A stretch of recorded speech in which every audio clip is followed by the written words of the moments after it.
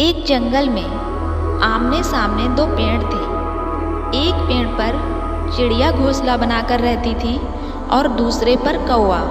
कौवा स्वभाव से दुष्ट और मूर्ख भी था।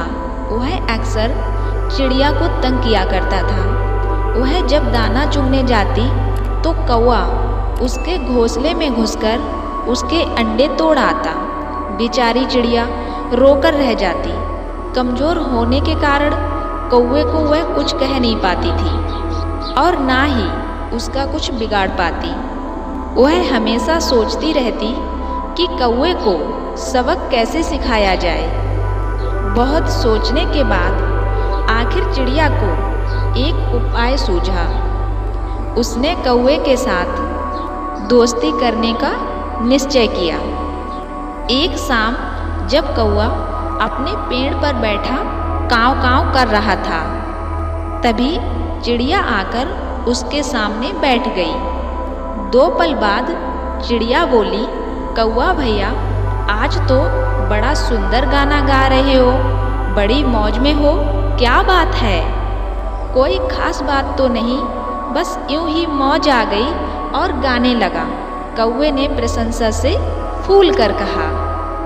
इसी प्रकार अब रोज चिड़िया कौवे की झूठी प्रशंसा कर देती और कौवा फूल कर कुप्पा हो जाता।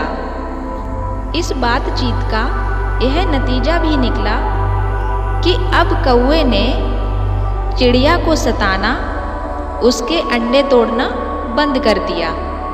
अब वह घंटों चिड़िया के पास बैठकर उसके मुंह से अपनी झूठी प्रशंसा सुनता रहता। एक दिन चिड़िया ने कहा, कौवा भैया, क्यों ना हम अपनी दोस्ती पक्की कर लें? वह कैसे? कौवे ने पूछा।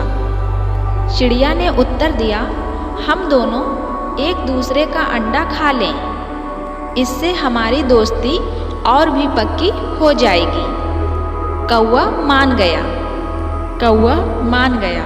उसने अपना अंडा लाकर दिया। चिड़िया ने चोंच से फोड़कर उसे खा लिया। फिर चिड़िया अपना एक अंडा उठा लाई।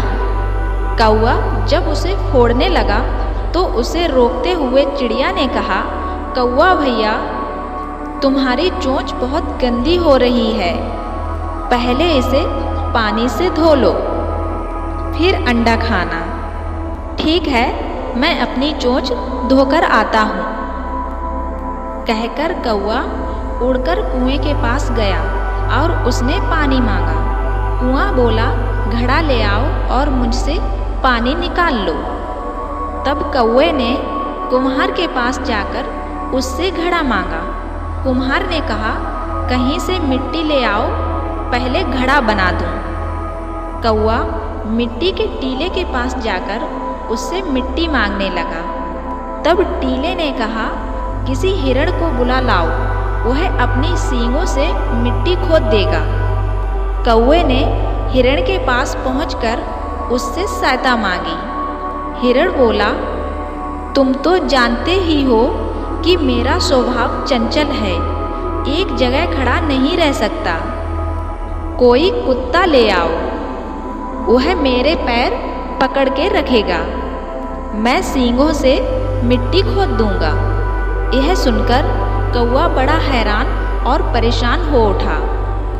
उसे चिड़िया पर अब गुस्सा आने लगा, पर अब वह इतनी दूर आ चुका था, इसलिए कर भी क्या सकता था।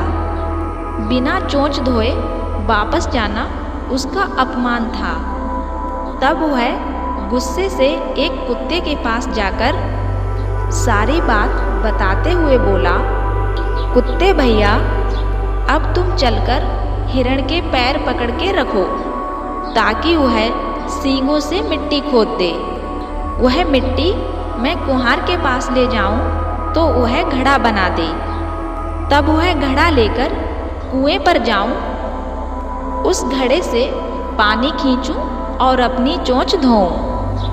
उसकी कहानी सुनकर कुत्ते ने कहा, मैं बहुत कमज़ोर हूँ, चल नहीं सकता, पहले दूध पिलाकर मेरी कमजोरी दूर करो, तब मैं जाकर हिरण के पैर पकड़ के रखूंगा।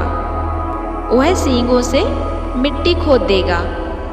यह कुत्ते की बात सुनकर कौवा दूध लेने गाय के पास पहुंचा। उसे सारी बात बताई और सहायता करने को कहा।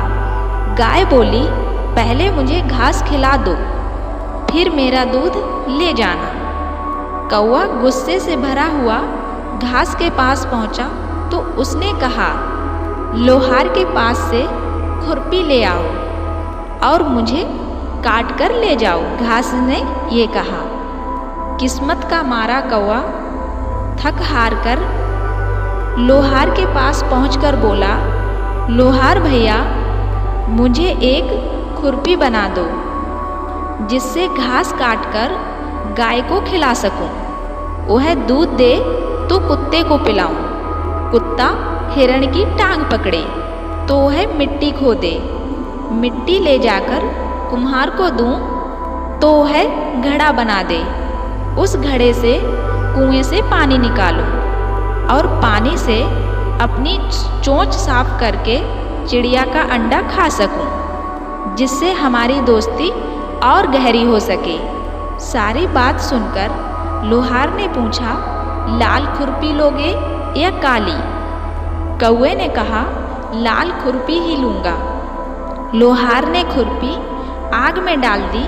वह लाल होने लगी। जब लाल हो गई तो कौवे से पूछा, अब इसे कैसे ले जाओगी? कौवे ने झट से कहा, अपनी चोंच से बांधकर। कौवे की बात सुनकर लोहार हंसा। फिर उसने जलते हुए अंगारों से खुरपी निकाली और कौवे की चोंच से बांध दी। जलती खुरपी बांधने से कौवा तड़प कर मर गया। उसकी ओर देखकर लोहार ने कहा, समझदार चिड़िया ने दुष्ट और मूर्ख को मजा चखाने का कितना बढ़िया उपाय खोज निकाला। मूर्खता की मौत ऐसे ही होती है। उसने मरे हुए कौवे को उठाकर बाहर फेंकवा दिया। अब पेड़ पर चिड़िया चैन से रहने लगी।